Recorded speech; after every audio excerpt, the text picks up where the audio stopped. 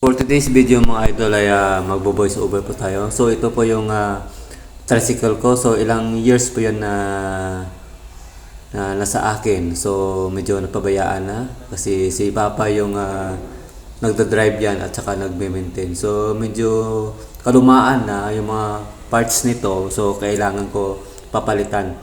Lalo na yung front shock. So ito po yung mga parts out ng TMX 155. So ayun po. And then ito yung papalit natin yung front shock ng TMX 155. So magkasya po yan pati yung T-post at saka butterfly nito. So umpisa na po natin. So let's go. Ayun po mga idol. So ayun po mga idol, umpisa na po natin yung pagbaklas ng butterfly niya. At saka mamaya yung shock at saka yung T-post niya. Pati yung headlight. So tira lang natin yung yung panel at saka yung mga signal light niya. So kasya po 'yan.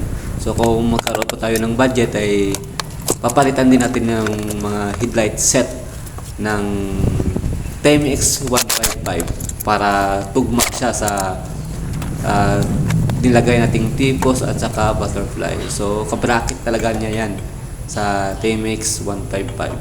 So yung nilagay po natin yan ay TMX 155 front shock at saka headlight. So abangan mamaya guys. So ayun po, umpisa na po tayo. Medyo mahirap yan kasi matigas yung mga niya, mga bolts niya kasi dahil sa kalumaan. So hindi pa yan tapos.